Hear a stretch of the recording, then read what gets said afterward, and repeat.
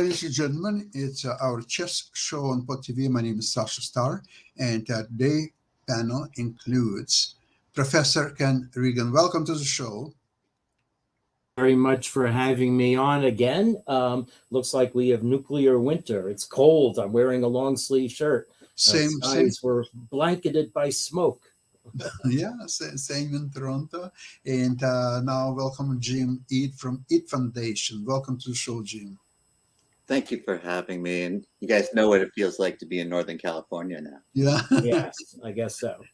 So I just finished the Ukrainian show, and what's interesting is I'm following the French Open tennis tournament, and I remember the end of the match between Svitolina from Ukraine and Sabalenka from Belarus, who's been already eliminated, but she won that match. And after the match, Svitolina, as it's custom to shake hands with the opponent, she just went straight to the referee, and that was the end of story. So in most of the sports, Russians are simply not participating. They've been eliminated. They're not there. Full stop, period. Same as I can't imagine how Germans after 1939 would be allowed to participate in any, competitions, tournaments, or whatever. So what's the situation in the chess world? And I think, Ken, you're the best one to... I was going to say, your key difference is that the hostilities are still going on. The status of German athletes was reviewed after the defeat in World War II. So that's the main objection. And of course, I think with Sabalenka, it's also involving the unresolved status of Belarus. So one of the things I think that Sabalenka said in her defense is she said, 90% of us are really against the war. It's just that we're not allowed to speak in Belarus, if I recall correctly. So, it's a very difficult situation. One, of course, we're seeing multiplied in the chess world. Jim, what's your opinion? Well, I think our ideal situation is chess is independent of economic systems and political systems, and all we do is play the game. And FIDE, the World Governing Organization's motto is "We're all one family." But in practice, when one country invades another, those things go out the window. There have to be resentments. There have to be hard feelings. And also, you have to know you cannot blame every individual of a country for what the leaders of that country do. There are some players that have left Russia. There are some players that would like to leave. And there are some that are supportive of the Russian government. So you have to judge people on an individual basis, in my opinion. And you also have to realize that these forces are beyond our control. And what we try to do is to remain solid in our ability to play chess. Whatever country you're from, whatever language you speak, it just doesn't matter. Chess is a universal language, and it's what we all speak to one another. But I know that that's an ideal, and we fall far short of it many times. Okay, we obviously have some technical problems on the network because I don't know about me, it seems to me that I don't have these problems, but both Ken and you, Jim, are being sometimes frozen, sometimes the sound is disappearing and it comes back and so on. But okay, we'll try to do our best. So right now, what's interesting in chess, in tournaments that are being played, Magnus Carlsen is fighting to prove his supremacy, although he's no longer a world champion, but he's still fighting to show that his level of play is still there and so on. Not sure how successful he is so far, although he has some very interesting games. Ken, what do you think about it? Well, he's fighting to win a game. He has gone 8 rounds of Norway chess without winning a game in the classical phase. He's won several in the Armageddon. But it's worth, reviewing the scoring system for the tournament. Yes. Is 3 points for a classical win. Okay, 0 points for a classical loss. If the game goes to Armageddon, both players automatically get 1 point. And then the game itself is fighting over one additional half point, not a full point, as one might expect, but an additional half point. So the winner gets 1.5, the loser gets 1. And this has the opposite effect from hockey. It has the effect that if the game is not decisive, then the players collectively suffer a net loss of half a point from the 3. That's part of the logic. So trying to be a disincentive to going to Armageddon. But we have, however, seen several games that were drawn in the classical phase within 10 minutes and then went to a decisive Armageddon game. So interesting thing. And the other technically interesting aspect for me is the time control is a lump sum of 2 hours and then a 10-second increment beginning at turn 41, which between turn 41 and turn 60, the increment is worth 3 1/3 minutes.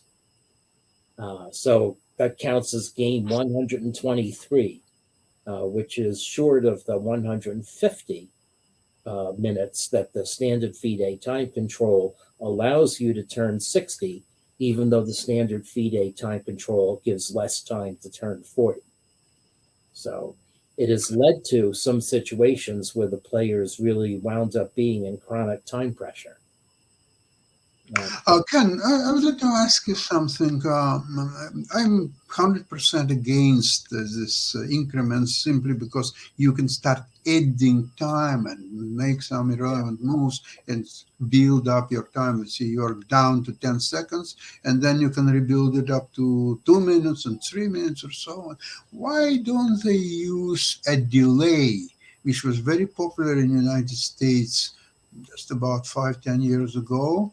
A delay is the system that does not allow you to build your time. Let's say you're down to 10 seconds. So it gives you 10, 15 seconds, whatever is you agree with, like organizers provide, that this time will add to you before your clock will start ticking. So let's see your move. You're down to 10 seconds. Right. So if it's a 15 seconds or 10 seconds delay, the first 10, 15 seconds, your time does not move. And only then, after delay is done, then your time running. Jim, what do you have pros and cons against delay control? Well, I particularly don't care. I just want everyone to play by the rules. And I find that I just adapt to whatever the rules are. And I think when you're toying around with the right system, I think there's pros and cons for both approaches. I've never been a fan of the increments either, but I see that their purpose and many players and arbiters especially prefer it.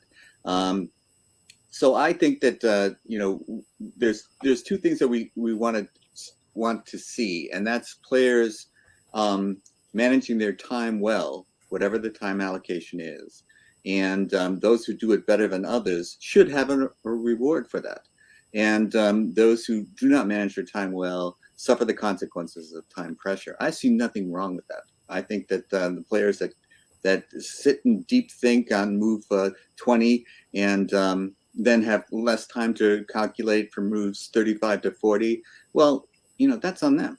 They budgeted their time that way. And so I've always felt that, just tell me what the rules are. And if everybody plays by them, I'll be fine. Yeah. So do I understand you correctly that you are against both increments and delays? Well, I see the point of both. And, I'm fine either way. I don't have a strong feeling for or against. I grew up on a classical time controls, and that said I had to budget my time for a certain amount of moves. And if I didn't do it properly, I paid a price. And so that's all I care about, is if I manage my time well, then I should have an advantage over an opponent who doesn't. And I don't really care how you structure that. I don't have a strong feeling either way. I understand what you're saying about the delays and the increments, because you do see people moving very quickly and then gaining time on their clock, and it seems counterintuitive. It doesn't seem right to me. But on the other hand, I like the when we're talking about the Norway tournament, it's been going on since 2013, I think, Ken, if you correct me if I'm wrong. Yes. And I think they can experiment with these, including the score systems, like how much do you get for a draw plus that Armageddon. You know, all of these things are experiments, and I'm really pro experimenting. So Yes. I'm just happy when everyone's trying something new to see if we can get players to play the way they used to play, which is, you know, chess, and the stronger player generally won. And it wasn't about book knowledge or database knowledge or preparation. And you know, so I don't have any qualms about if you structure a classical game, and then if it's not decisive, then you move to a different time control, and and that's you force a decision to be made. You know, I'm in favor of this in general, just on principle. So I just tip my hats. But one thing I would say to anybody covering this tournament, mention the sponsors. You know, I see the coverage of this tournament. Nobody says who's behind it. And you should always give credit to the people that are running these types of tournaments. Jim, I'll tell you, because there is in chess on this level, there are a lot of money laundering, and therefore the organizers and sponsors, sometimes they don't want to see their names advertised. So you have to be mindful of that. That's a very interesting point, Sasha, and not one that I was factoring in. Mm-hmm. Okay. I'm just thinking about the tournaments that I organized. I always wanted the sponsors to get credit. I know. The legitimate sponsors and organizers, they always make sure that their names are there to be seen. There is a partner page with various logos, chess.com. Absolutely. One of them, I don't necessarily recognize too many of the others. One from Bavaria, one from Stavanger, I should probably say, Sparebank, Solve, iTeam, Anti-Back, House of Yarn. That's interesting. You had to go search for that. Well, I had to go to the partner page on the official website. Yes. So that's the thing. Yeah, the information page on Chess24 doesn't have it. So, but it is fascinating, and there's they announced an initiative for women's chess during the tournament too. It's coming up this summer. So, lots of other things going on, and there's also on June 17 there's this day of playing chess for 4 hours for benefit in Africa. Have you seen this? No, I have not. This is really interesting. Let me see if I can find it. I saw it on Shohreh Bayat's Twitter. So let me see if I can. Oh yeah, I don't tweet since Elon Musk took it over. Yeah. Yeah, that's a fine thing. Let me just see if I can. Well, you can do it at your leisure. Just send me the notification of it so I can find it. Thanks, Ken. I appreciate that. Yeah, it's Chess to Change. Is the name of it, and it's businessmeetschessandkids.com. So, and anyway, so yeah, but now the chess itself at Norway Chess has been interesting. I mean, Fabiano Caruana is having a fabulous tournament. I don't know if he has clinched first place yet. Nakamura can, if he defeats him in the classical game, pass him. I think that's the only player that has a chance. Just by half a point, you're right. So if Nakamura wins the classical game, he would win 16.5 to 16. Yes, correct. Let's see, have the game started yet? Round Soon. 9. They have indeed started, and Nakamura actually already has a substantial edge according to the computer. In fact, very much so. So maybe I should tune into that. jump right into this. Please do. Okay. Let's All right. see. So let's take a look. This is already interesting to look at here. Of course, the players don't know fully whether they have a large advantage. Okay, so we are here. Following the game, this is the current position. Caruana has just lashed out with a pawn move. There are these interesting Isolanis on the But d-file. we don't see anything. Oh, you don't see my screen yet. Not Okay. yet. No, no. All right. Maybe that's so there we go. Okay. It just takes a little delay while. Okay. So, so I have not seen this. So I'm doing this as cold as for you. Gyoko piano, Two Knights Defense. In fact, very much classical Wow. Two Knights Defense. We don't, oh, okay. We'll see it now. Okay. You see Black's D5? Yes, and this is old school chess. Old school chess. Yeah, let's see if Steinitz's move gets played. No, White plays Bishop D3, which is a newer or maybe was old fashioned. Yeah, maybe old and is new again. I don't know. Yes. So White has grabbed a pawn, but Black has better development. White's queen side is definitely under wraps. Wow. Yes. So Black is able to give White double pawns, but White has some squares. Black has isolated pawns. White's knights have places to live. That's a good point, but geez. Yeah, Black has 2 pawns on open files. White's pawns are in open files, so White tries to fix the pawn. There we go. We're attacking it already. Yeah.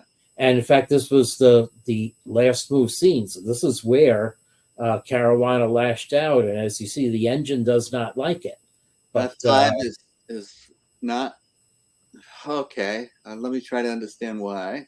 Yeah, let me zoom out a little bit here so we can see the board and the eval at the same time, or maybe I can get rid of that ad. I'm not signed yet. That's part of the problem. NB4, yeah, NB4 looks like it would be the better move. Just off, top of my head. Right. I mean, opening the position, well, for the 2 bishops maybe, but I don't know. Opening the position, maybe not what you want to do, but let's take a look. F5, Nakamura is thinking right now. So the engine wants White to grab the pawn. Let's see if we can see why this. Yeah, I would have some trepidation about this as White, because Black will get Bishop D6 in. The bishops will bear down. Here comes an attack. So I guess White can counterattack. B5 is a very difficult move to see, I think, in a position like this.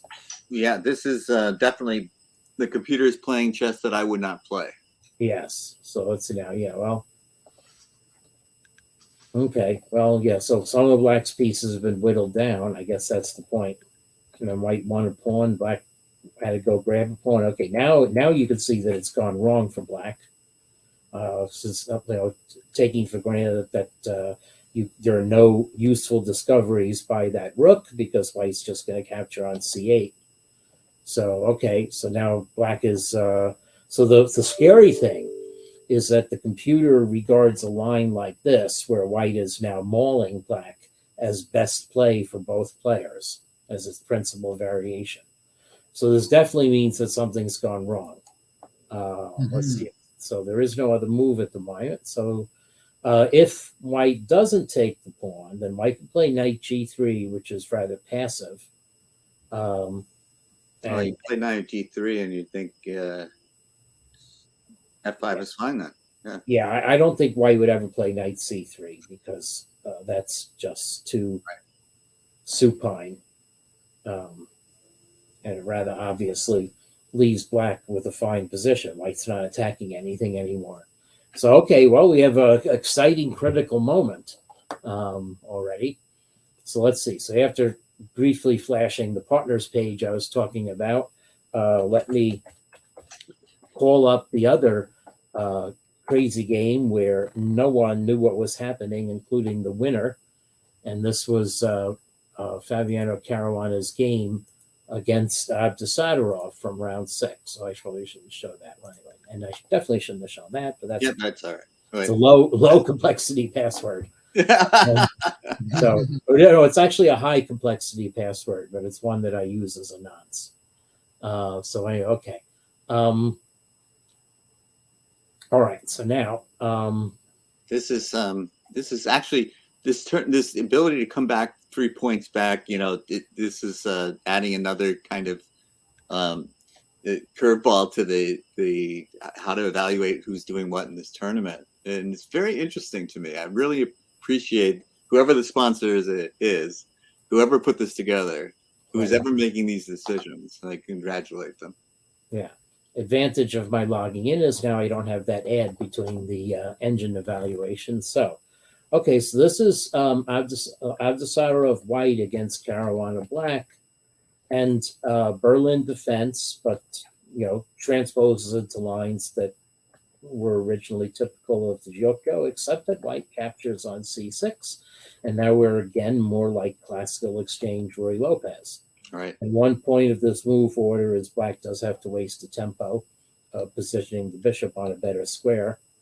Now white is just going to play a very stolid form of chess, exploiting the fact that white's pawn structure is very nice. White is good squares for the knights. It's not an open game.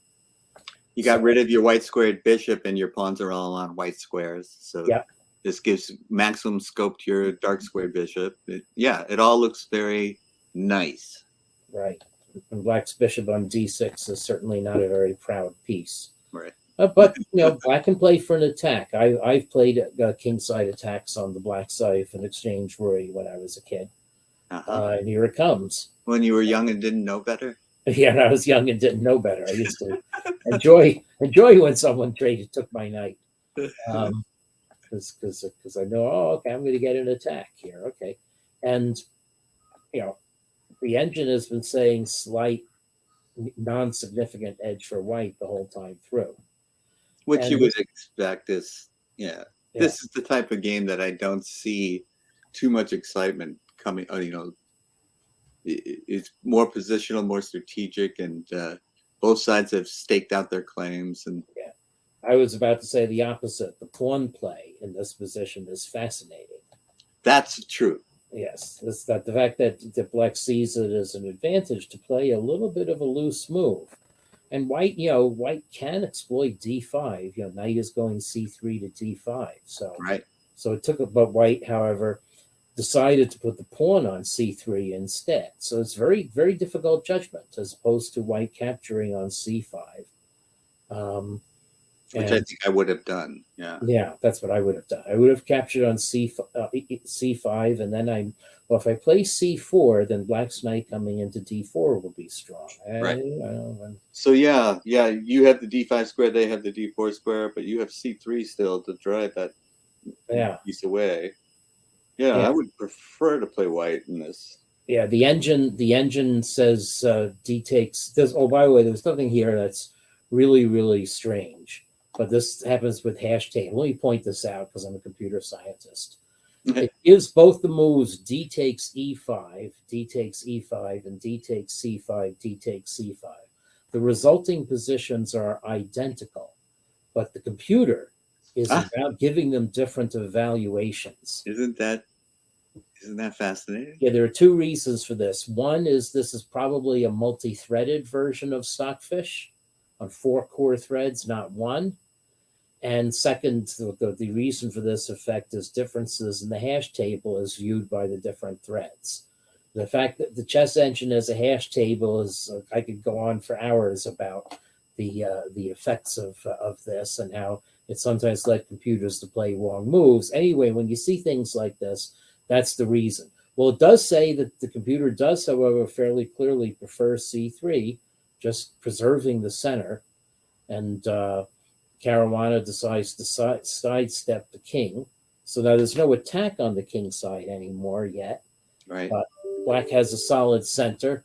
So we're going to just play to amass strength on the center and neutralize white's play there. So white had to spend the tempo defending the a pawn. And now here we go. We have a full engagement along the front. Now, is this a mistake? Is that a mistake? Well, it wasn't because it's not according to the computer, but let's see if it was a practical mistake. Now we get an exchange of pawns, and black has no way to exploit the open file with the queen. So black just continues playing solidly. Now the program wants white to play d5, which establishes a positional superiority, spikes black's bishop. After d5, black's bishop is really shut in. Well, because you've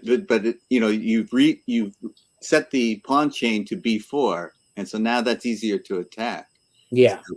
Yes. So if you get that pawn chain on the queen side, all of a sudden all the endings are one. So this to me, the b4 move, although it freed the rook from the doing guard duty on a1, it was to me it was definitely a decisive move and may have changed the evaluation. Yeah, committal move. Yeah. Committal move. Thank you. Yeah.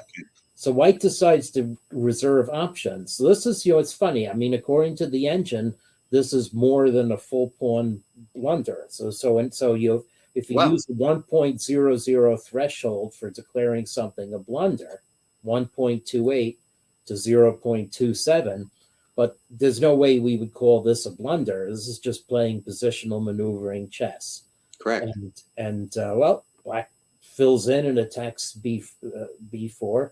Maybe the point was you wanted to make a move that didn't allow this option. And now white comes in, so now we're mutually attacking each other on the queen side. Black is able to neutralize that. So maybe here now one can say that white's strategy has backfired. Maybe white did really blunder and miscalculate something. So now it's definitely white counterattacking at the moment because b4 is going to fall at some point.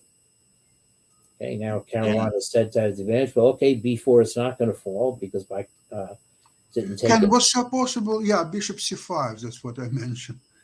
I wanted to mention even before g3. Yeah, well, black's knight was attacked, so it had to move. That's part of the point. Black, black didn't have time to take on b4 because white was threatening knight f5, now threatening the knight. Now white gets here. Okay, so I would say here that white is now attacking black. Black is now attacking white. White is now attacking black. I don't mind displaying ignorance of what's going on in this position because Fabiano Caruana, who played the game, professed the same.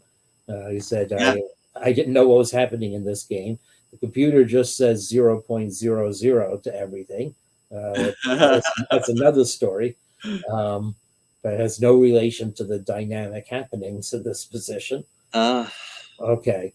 So now, is it black attacking white? Is it white attacking black? Who knows? But nice defensive move by the king. Now the computer is saying black has gained the upper hand. And I'd have to say white's pieces are fairly disjointed. So now white shed the e-pawn, which was the linchpin of the position before, going for some checks, but there's no attack here. Black, jettisoned the rook, and it turns out black would have done better to insert queen f5 check before taking the rook. But so this looks like a nice move, but it's actually just a desperado. Beautiful. Yeah, and then knight c4 cost white's last chance. White should have captured the bishop and allowed the queen ending, but I have to say I think the queen ending is fairly clearly lost. Dismal. I don't know, but anyway, white certainly had more chances, but yeah. But we play some more moves, and now black is clearly on the march.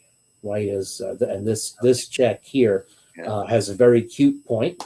It's a good tactics training exercise. What is black going to do after this capture? Well, it's this, followed by capturing the queen in the corner. Not settling just for picking up the piece. Right, not settling just for picking up the piece. So nice win by Caruana, very enterprising game. Well, tell me what you think of Caruana now. I mean, this is a very impressive, if he wins, if Nakamura doesn't catch him. Nakamura has also been very impressive lately.